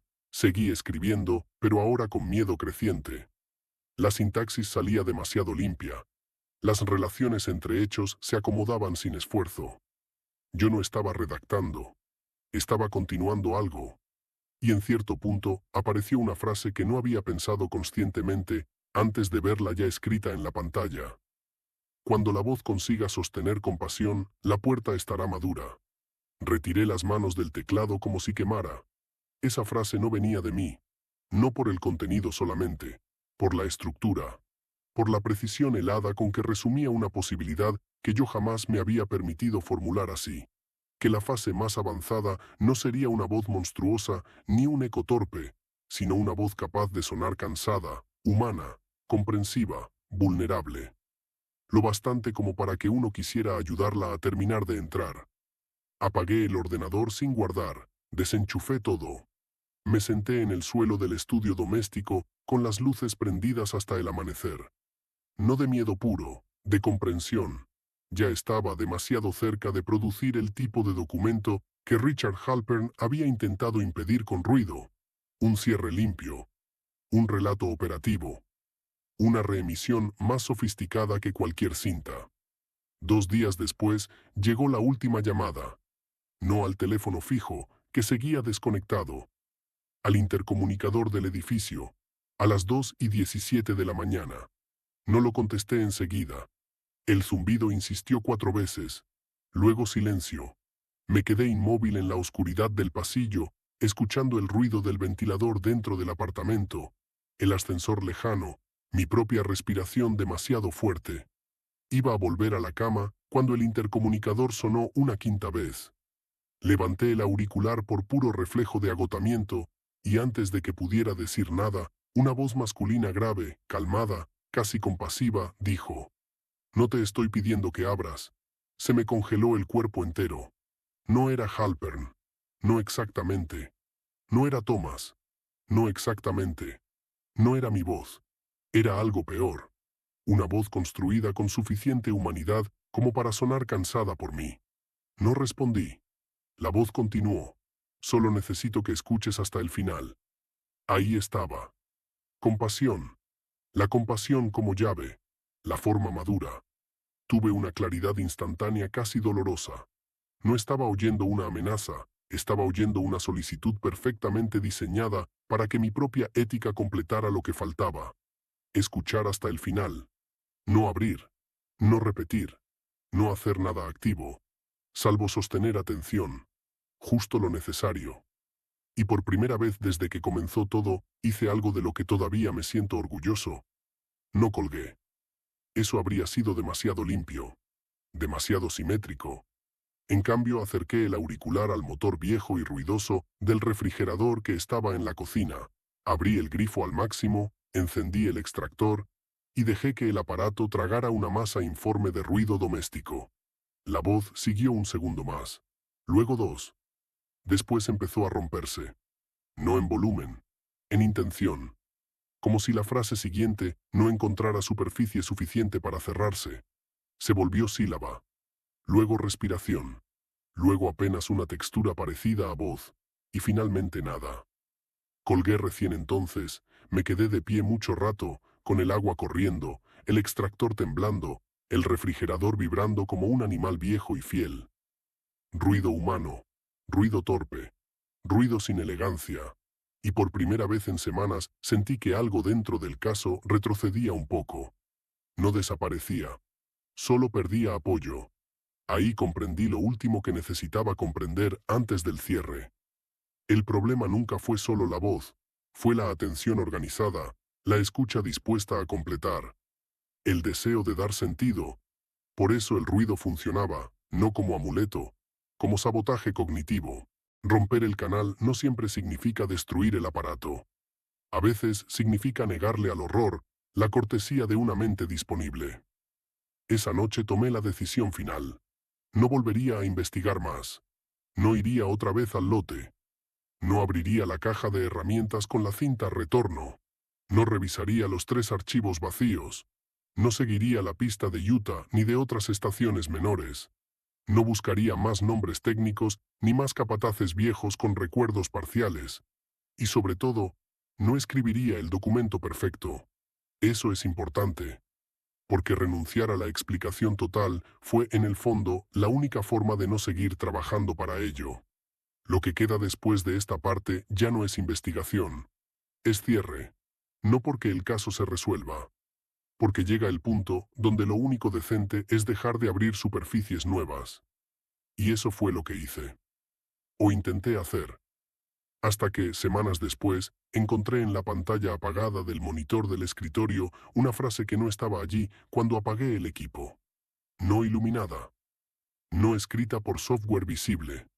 Solo insinuada en la capa grasa del reflejo, como si alguien hubiera pasado un dedo muy seco sobre el polvo mínimo de la superficie. 3 palabras, ya casi humano. No toqué la pantalla, no la limpié. La cubrí con una tela oscura y no volví a usar ese monitor nunca más. Romper el canal no siempre significa destruir el aparato. A veces significa negarle al horror la cortesía de una mente disponible. Esa noche tomé la decisión final. No volvería a investigar más. No iría otra vez al lote. No abriría la caja de herramientas con la cinta retorno. No revisaría los 3 archivos vacíos. No seguiría la pista de Utah ni de otras estaciones menores. No buscaría más nombres técnicos ni más capataces viejos con recuerdos parciales. Y sobre todo, no escribiría el documento perfecto. Eso es importante. Porque renunciar a la explicación total fue, en el fondo, la única forma de no seguir trabajando para ello. Lo que queda después de esta parte ya no es investigación. Es cierre. No porque el caso se resuelva. Porque llega el punto donde lo único decente es dejar de abrir superficies nuevas. Y eso fue lo que hice. O intenté hacer. Hasta que, semanas después, encontré en la pantalla apagada del monitor del escritorio una frase que no estaba allí cuando apagué el equipo. No iluminada. No escrita por software visible. Solo insinuada en la capa grasa del reflejo, como si alguien hubiera pasado un dedo muy seco sobre el polvo mínimo de la superficie. 3 palabras, ya casi humano. No toqué la pantalla, no la limpié. La cubrí con una tela oscura y no volví a usar ese monitor nunca más. Una tarde, revisando material completamente ajeno al caso, escuché mi nombre pronunciado en una grabación donde no debería estar. No una coincidencia clara. No un error evidente. Solo una sílaba demasiado parecida. En el tono correcto, en el punto exacto donde la atención tiende a relajarse. No retrocedí el audio. No intenté aislar el canal. Lo dejé pasar. Ese es el tipo de victoria que nadie celebra, pero que aquí importa más que cualquier descubrimiento. No comprobar. No completar. No ayudar. Con el tiempo, la presión disminuyó. No desapareció. Nunca desaparece del todo. Pero dejó de ocupar el centro. Se volvió un borde. Un recordatorio. Una posibilidad que existe sin necesidad de ser explorada constantemente. Los sueños cambiaron otra vez. El corredor desapareció. El estudio también. Quedó solo una imagen breve que se repite de forma irregular. Una puerta entreabierta en un lugar que no logro ubicar. Nada más. Ni voz, ni invitación, ni amenaza. Solo la certeza de que si la cruzo, la historia continuaría. Y por primera vez desde el inicio del caso, en el sueño no siento curiosidad. Siento claridad. Y no cruzo. Eso, creo, es lo más cercano a un final que esta historia permite. No un cierre absoluto. No una derrota del fenómeno. Sino una negativa sostenida a seguir construyendo para él. Hay una última cosa que debo dejar clara antes de terminar. No sé si lo que ocurrió en KTRX fue el primer caso exitoso. No sé si fue uno de muchos. No sé si hoy existen formas mucho más refinadas de continuidad que ya no necesitan estudios de radio ni cavidades bajo tierra. Sospecho que sí. Pero no tengo pruebas que valgan la pena sostener. Y en este caso, sostener importa. Más de lo que debería. Si alguien encuentra este archivo en el futuro, lo único útil que puedo ofrecer no es una explicación completa. Es una advertencia simple. No sobre lo que hay abajo. Ni sobre lo que ocurrió con Halpern, ni sobre cómo funciona exactamente el patrón. Sobre algo más cercano. Más cotidiano. Más peligroso precisamente por eso. Tu propia tendencia a querer entender demasiado bien.